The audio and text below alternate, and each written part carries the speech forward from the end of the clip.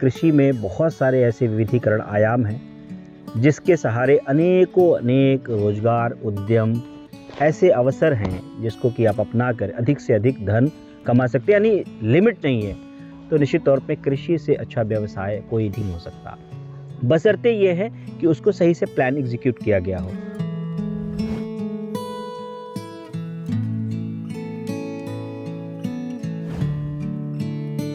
आज हम किसी से बात करें यदि रोजगार की, तो हर युवा की एक पसंद होती है कि उसे नौकरी मिले।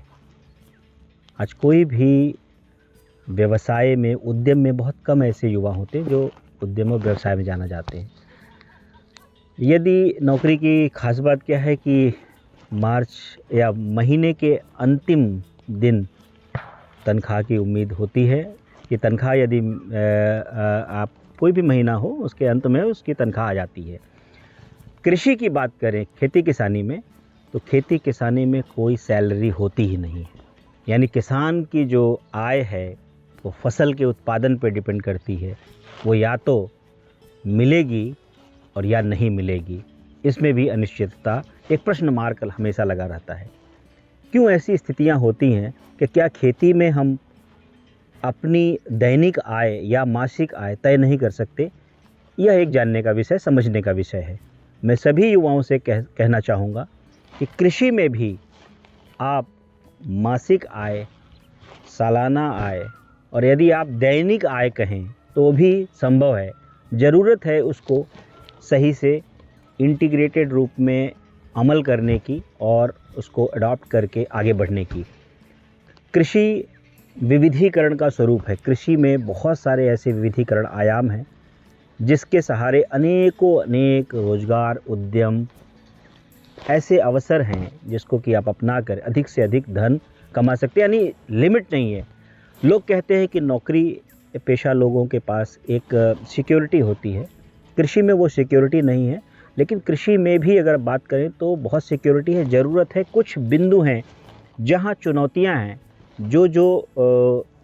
जहाँ बाधाएं हैं या जहाँ लगता है कि यहाँ अनिश्चितताएं हैं, उनको समझ के सॉल्व करने की ज़रूरत है। विशेषज्ञों की राय ले करके और सही से प्लान यदि आप करें तो निश्चित तौर पे कृषि से अच्छा व्यवसाय कोई नहीं हो सकता, बशर्ते ये है कि उसको सही से प्लान एग्जीक्यूट किया गया हो।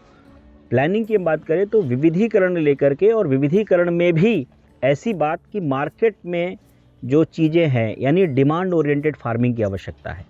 आज ऐसा नहीं है कि कोई भी कृषि आप करें वो प्रॉफिटेबल होगी। आज मांग आधारित कृषि की बात हो रही है, यानी मार्केट में जिस चीज़ों की मांग है उस आधारित यदि आप कृषि करेंगे तो निश्चित तौर पर सफल होंगे। दूसरी बात, कृषि में एकीकृत फसल प्रणाली, यानी जिसको बोलते हैं इंटीग्रेटेड फार्मिंग सिस्टम अप्रोच को अपनाना पड़ेगा। यानी कृषि की एक ऐसी आय आपको प्लान करनी पड़ेगी कि कुछ 10 वर्षों के लिए, कुछ 5 वर्षों में, कुछ 3 वर्षों में, कुछ 2 वर्षों में, कुछ 1 वर्षों में, कुछ 6 माह में, कुछ 4 माह में, कुछ 2 माह में, कुछ 1 माह में और कुछ 15 दिन में और कुछ आज के आज। यानी सतत इनकम जो है आज की डेट से आपके स्टार्ट हो जाए और जैसे जैसे दिन बढ़ता जाएगा वैसे वैसे आपकी इनकम बढ़ती जाएगी। ऐसी प्लानिंग अगर आप चाहते हैं तो आपको एकीकृत फसल प्रणाली से जुड़ना पड़ेगा। क्या है एकीकृत फसल प्रणाली? यानी कृषि तंत्र का एक ऐसा सिस्टम जिसमें सबको इंटीग्रेट किया गया है, एक दूसरे के पूरक हैं। बहुत सारी ऐसी विधाओं को लेकर चलना पड़ेगा जहां एक दूसरे से जुड़े हैं, सामंजस्य बना हुआ है।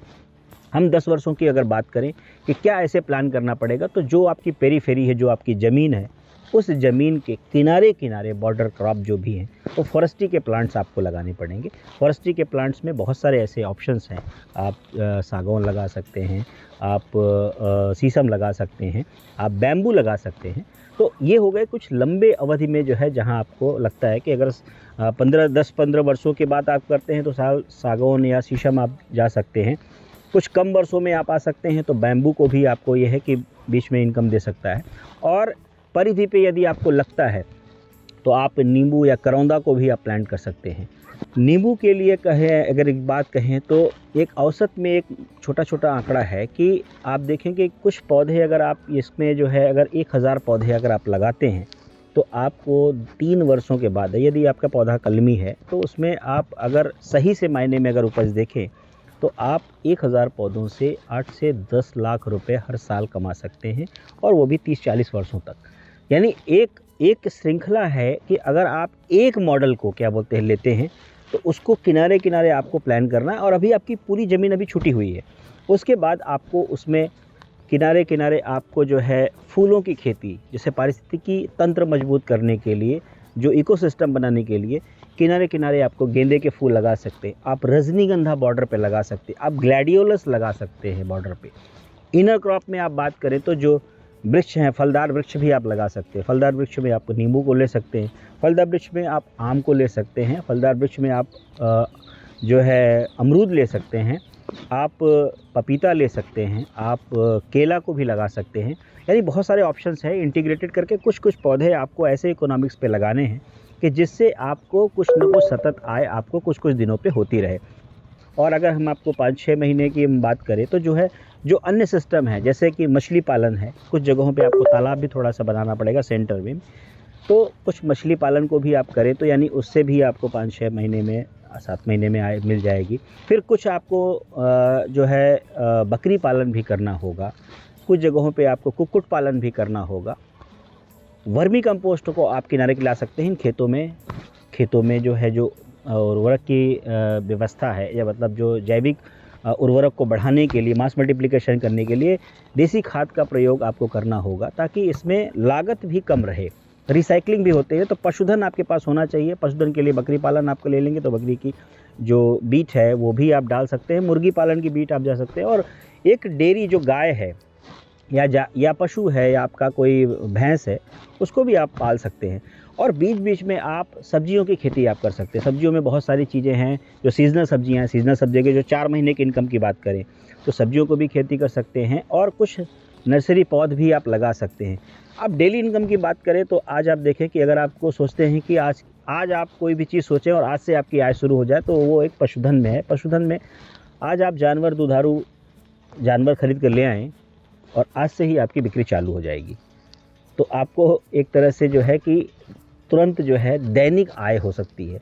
बाद में जो है अगर आप चाहें कि इसमें हमको कुछ दिनों के बाद, जैसे कुछ चूजे हैं, यदि चूजे आप डाल दें तो उन चूज़ों से जो है अंडे जो है अगर आपके निकले, और एक छोटी सी मशीन अगर आप रख लें, अंडे से आज चूजा बनाने के लिए भी मशीन आ गई है जिसको एग हैचिंग मशीन बोलते हैं।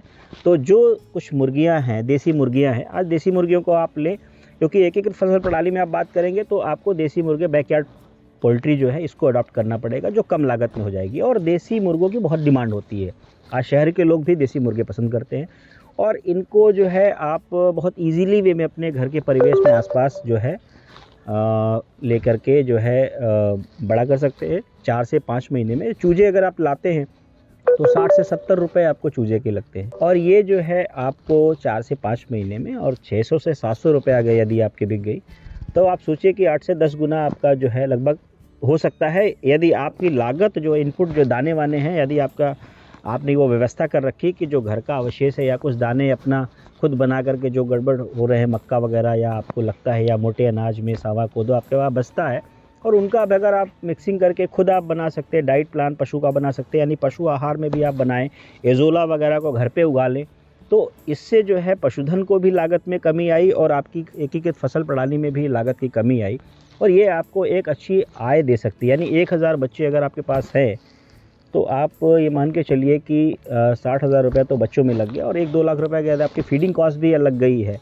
तो भी आप मान के चलिए कि 2-3 लाख रुपए लगते हैं। और 6 से 700 रुपये यदि आपका बिकता है, 2 किलो का वज़न या 2.5 किलो का जो वज़न जो भी होता है, तो भी आपको 6-7 लाख रुपए यदि आपके मिल जाते हैं, तो इसमें आपको 3 से 4 लाख रुपए तक आपकी बचत हो सकती है, फ़ायदे हो सकते हैं। यानी एक आपको उधर से भी इनकम, उसके बाद बकरियाँ हैं जो बच्चे देंगे, और बर्बरी नस्ल की जो है अगर आप बकरी ले लेते हैं और बच्चे यदि 2 बच्चे दे देते हैं साल में, तो उससे भी आपको अगर 4,000-3,000 में भी बच्चे मिलते हैं तो 7 से 8,000 रुपये आपको इससे भी मिल सकता है। यानी एक 50 का अगर आपने स्लॉट रखा, एक बकरा और आपने, या 2 बकरे रख लीजिए और 50 बकरी आपके पास है, तो भी आप इससे जो है एक अच्छी आय 3-4 लाख रुपए तक तो, और धीरे-धीरे करके अगर आप नहीं शुरू में बेचें और इसको बड़ा करते रहें तो आपके पास एक गोट बैंक बन जाएगा और इससे बीट भी आपको मिल रही है और बाद में बच्चे धीरे-धीरे करके कुछ संख्या बेचते रहिए, कुछ संख्या को आप बढ़ाते रहें, तो एक आपकी आय का स्रोत जैसे वैसा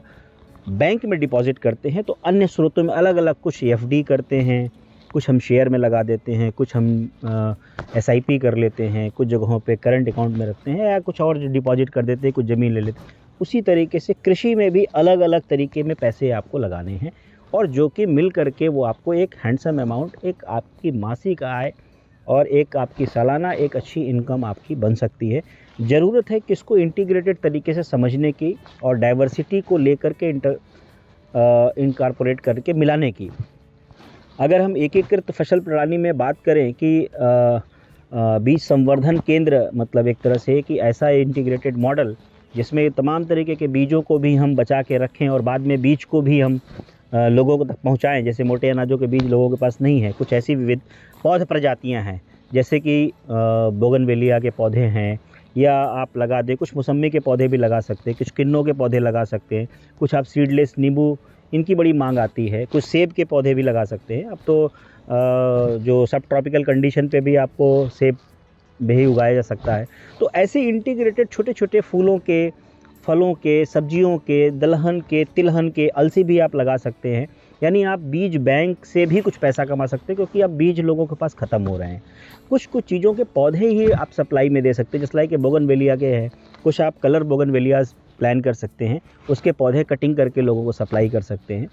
रजनीगंधा, ग्लैडियोलस, आप लिली है, ट्यूबरोज़ में बहुत सारे ऐसे फ्लावर्स आते हैं। सब्जी की नर्सरी भी पौध भी बना सकते हैं। कुछ छोटे एरिया में लो टनल आप पॉली हाउस लगा करके उसमें पौधे आप नर्सरी के जो है, जो जैसे मांग आधारित पौधे हैं, सीजनल वेजिटेबल जो है, आजकल लोग सब्जी के नर्सरी के पौध मांगते हैं, तो वो भी एक अच्छा ज़रिया है कि 2 रुपए पौध, 3 रुपए पौध तो आपको मिल ही जाएंगे।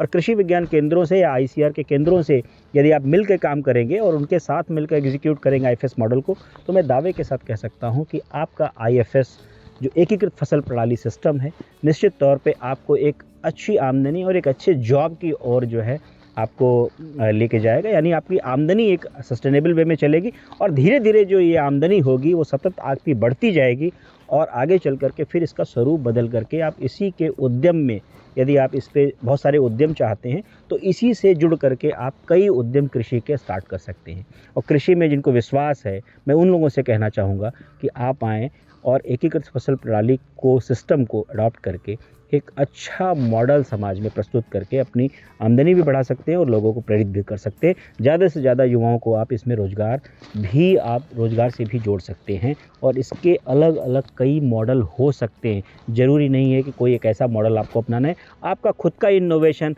जो एग्जिस्टिंग मॉडल हैं, अगर आप उसमें कुछ इनोवेशन कर सकते हैं तो वो भी एक बहुत अच्छा है। जस्ट लाइक मैं आपको दिखाना चाहूँगा कि ये तालाब है और इस तालाब में मछली भी पली हैं और इसमें हमने बोट एक रखी हुई है। अगर इसमें बोटिंग सिस्टम यानी कुछ ऐसा आपका मॉडल हो कि लोग आएँ, तो टूरिज़्म को आप जोड़ सकते हैं कि लोग आएँ और आप उनको देसी व्यंजन खिलाएँ और नौका विहार कराते हैं और सब चीज़ दिखाते हैं, तो निश्चित तौर पे जब विज़िटर बढ़ेंगे तो आपका मार्केटिंग अपने आप होने लगेगी, आपकी ब्रांडिंग होने लगेगी। ज़रूरत है मार्केटिंग और ब्रांडिंग करने की।